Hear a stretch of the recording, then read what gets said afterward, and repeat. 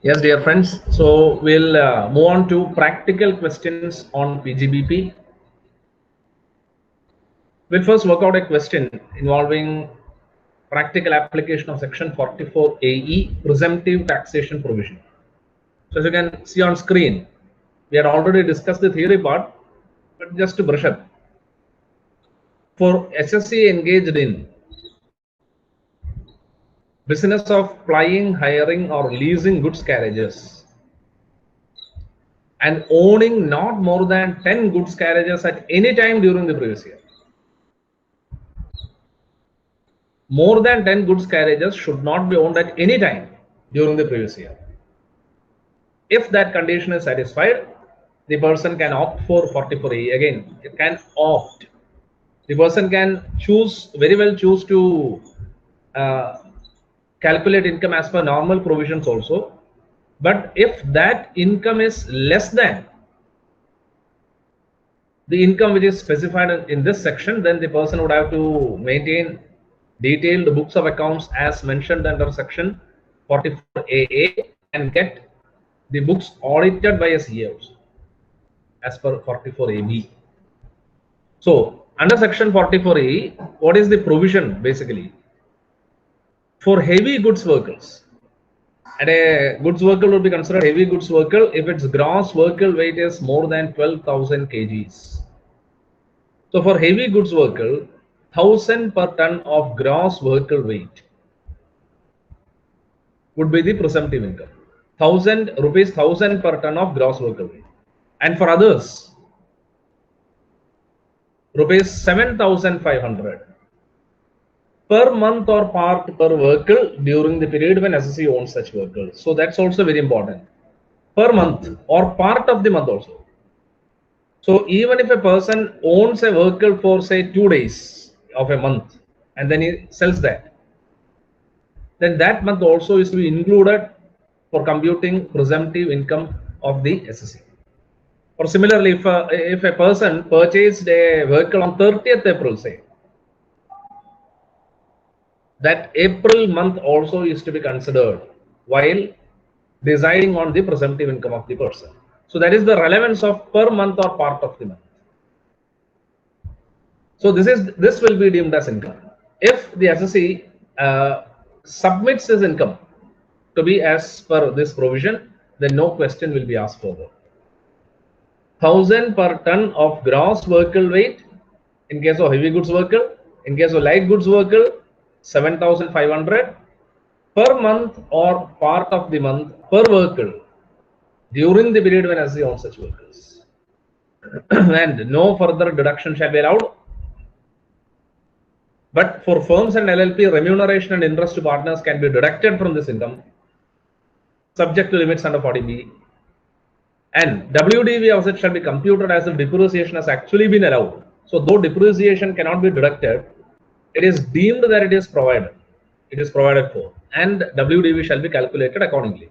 And advance tax shall be paid as usual in 4 installments, because you can assume that a person would know how many trucks that person would be owning throughout the year.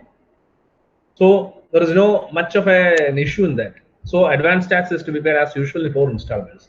If not, if the proportionate amounts are not paid by the date, interest would apply to 34B to 34C.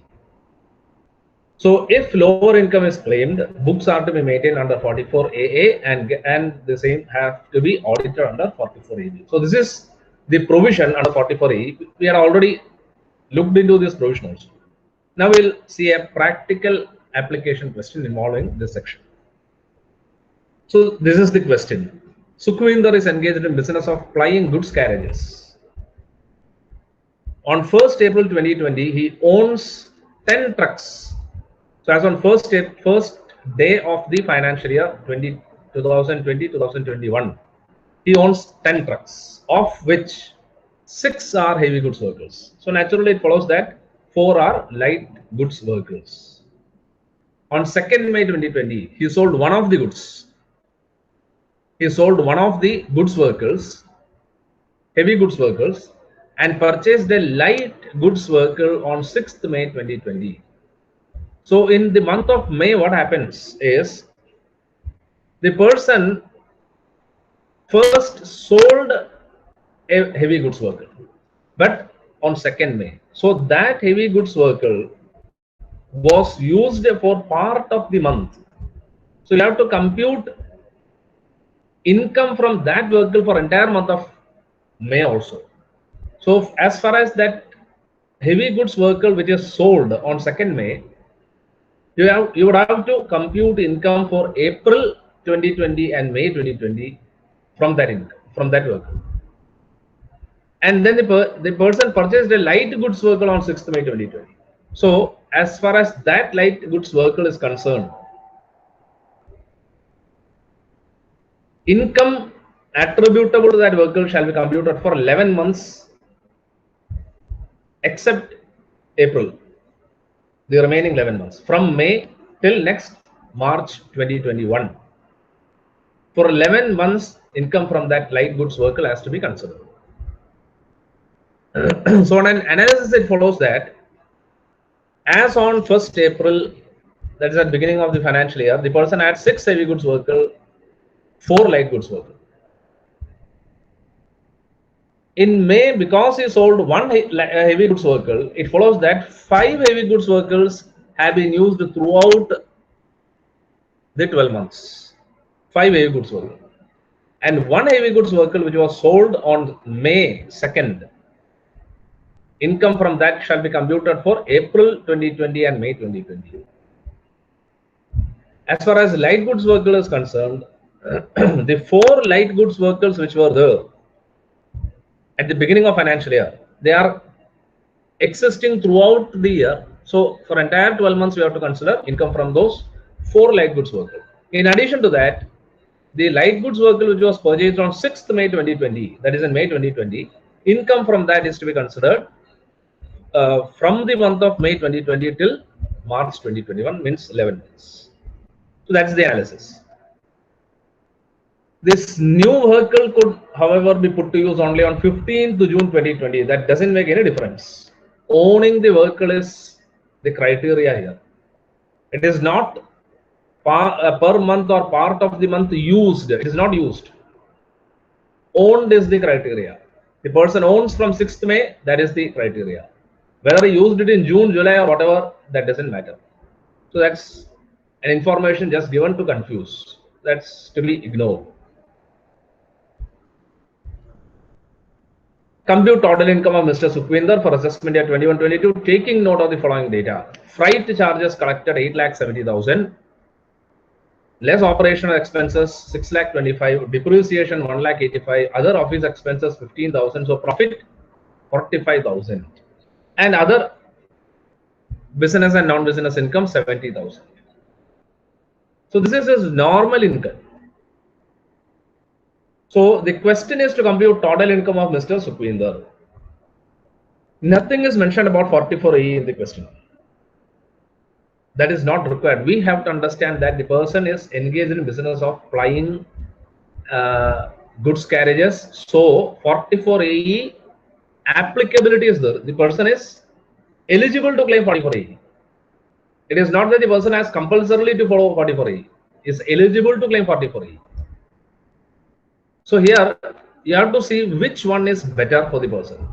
Under normal provisions, the person's income is 45,000 plus 71 lakh 15. So on a commonsensical analysis, it follows that it would be beneficial to that person.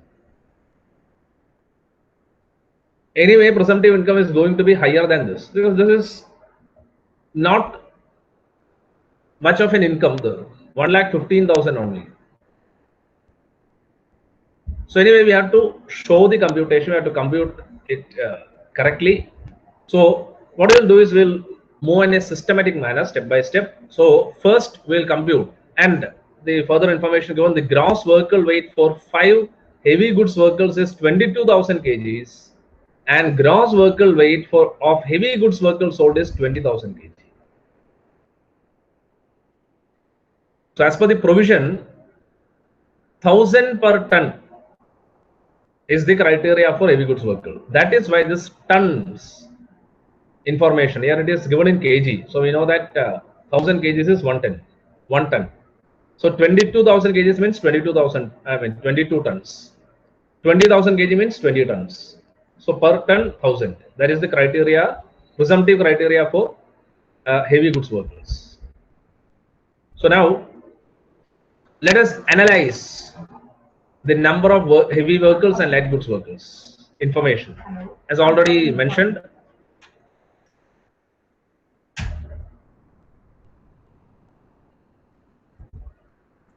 in April 2020, that is the beginning of the financial year, the person, Mr. Sukhwinder, has 6 heavy goods workers, gross weight 22,000 tons, and 4 light goods workers. That is clear. First thing. Now, in May 2020 is some transaction happening. So in May 2020, what all happened? Sold one heavy goods worker on 2/5/2020, purchased a light goods worker on 6/5/2020. Now, if it was reverse, the person would not have been eligible for presumptive income provision. Why? Because if the person had purchased on 2/5 and sold on 6/5, from 2nd of May till 6th of May, he would have had owned 11 vehicles, because already is owning 10. Because on 2/5 you sold one heavy goods vehicle, whatever vehicle it may be, you sold one, number of vehicles became 9, number of goods carriages became 9. Then when he purchased, it again became 10, which is the upper limit for eligibility under 44E. If he had already purchased one on 2nd May, then his number of vehicles owned would have become existing 10 plus 1, 11. Though for only for 4 days, because on 6th May he is again selling one. In that case, that doesn't matter. At any time during the year, you should not own 10 vehicles. That's the criteria. It would not be satisfied if it was like that. That is, the person had purchased on 2/5 and sold on 6/5.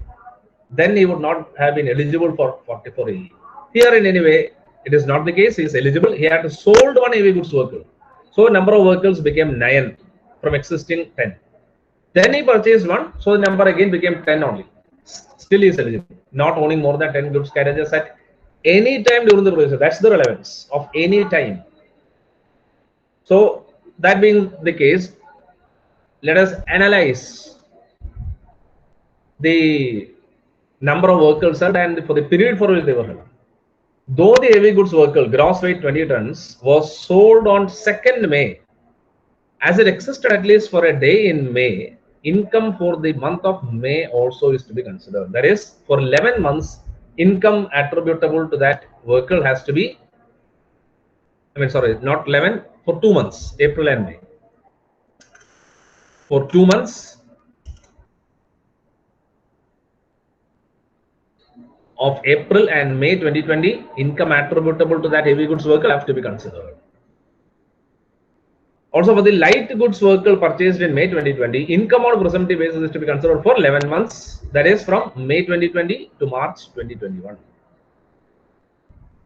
So, for entire year, the person has 5 heavy goods vehicle and 4 light goods vehicle. That is 5 out of the 6, and 4 light goods vehicle which existed at the beginning. So income from that is to be considered for entire 12 months. And for April and May,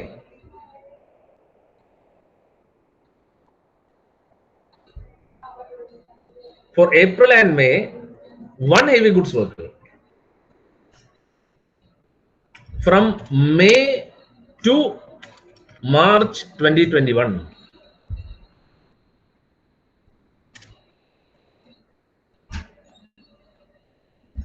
from May to March 2021, one light goods vehicle. This is the analysis. April and May 2020, one heavy goods vehicle. That is, out of this 6 heavy goods vehicle, one that was sold on 2nd of May 2020. That is the income from that vehicle is to be considered for April and May 2020. And the one light goods vehicle which was purchased on 6th of May 2020, income from that is to be considered for the months starting from May 2020 and till March 2021, that's the end of the financial year. So that's the analysis. So now let us compute the income as under presumptive section 44AE. You can do it in this format, particulars, computation rupees. So income from heavy goods vehicle, 5 heavy goods vehicle used throughout the year, and what is their gross weight? 22,000 ton. I mean 22 tons, 22,000 kgs or 22 tons. And under presumptive income provisions, what is the income? 1,000 per ton per month. 1,000 per month per ton. That is the actual analysis. So 5 heavy goods vehicle throughout the year used. So 5 into 22 tons. 22 into 1,000. 22 tons into rupees 1,000 per ton. You can just write like that also for better clarity. 22 tons into rupees 1,000 per ton. And it is used for entire 12 months. So income 13,20,000.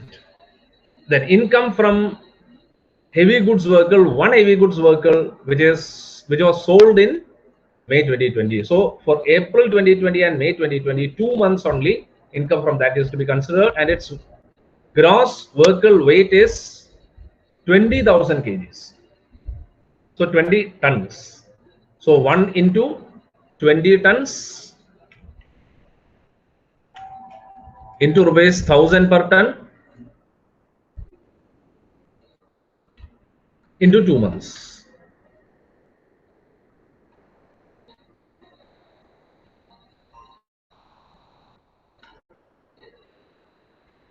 Into 2 months. Then, so total amount 40,000.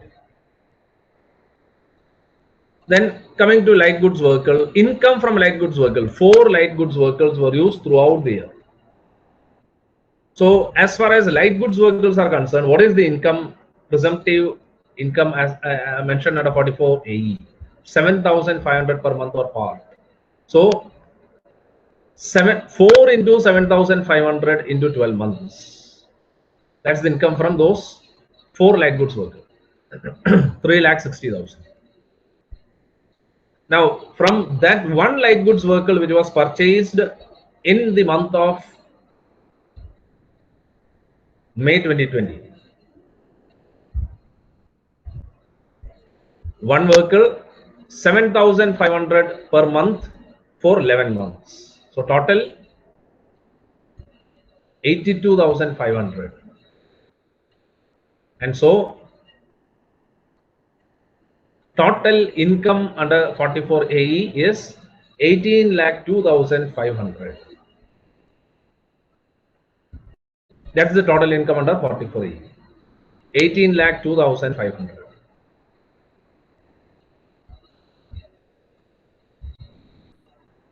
And now to analyze the options and take a final decision, which is better. So on the face of it, we know that normal provisions are better. So we'll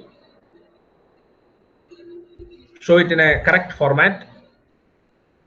Particulars, when presumptive income is opted, when presumptive income is not opted, what would be the income?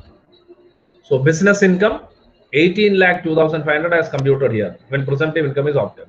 When presumptive income is not opted, 45,000, which is given in question. It is given in question 45,000. Then other income.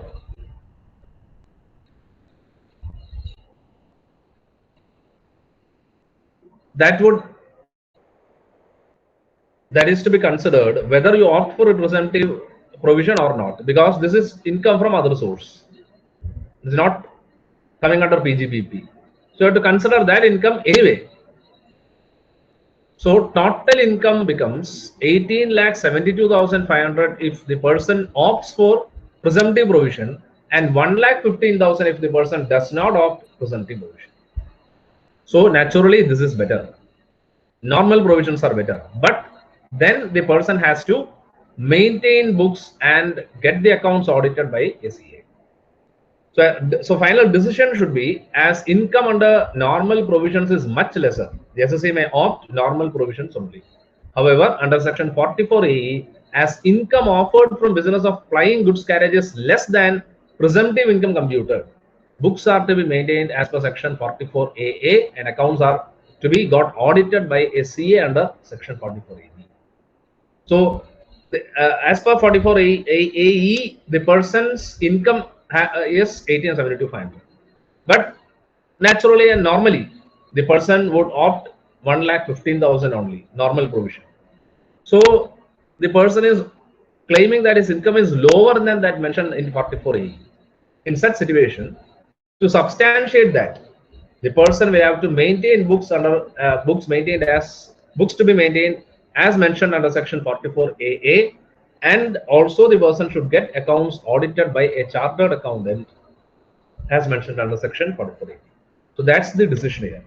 So though it is not specifically mentioned in the question, while deciding on the income attributable to an SSE, you have to choose that option which is most beneficial to the SSE. So here you have to compare. It is not enough if you just work out 44AE and say that 1872,500 is his income. You have to see what his income would be under normal provisions also. If the question was just to compute income under 44AE, then 1872,500 computation is more than enough. I mean 18,02,500 computation is more than enough. That's his income under presumptive provision. And including other income, 1872,500 income under presumptive scheme, total income under presumptive scheme. But here the question is compute the person's total income, taking note of the following data, and normal provisions are also given. So you have to compute income under presumptive provision, compute income under normal provision, compare, and say the decision. Here the decision is choose normal provision only. But since the person is declaring income which is lesser than that mentioned under 44AE, as per provisions of 44AE, the person will have to maintain books as prescribed under section 44AE and also get those books audited by a chartered accountant as under 44AE.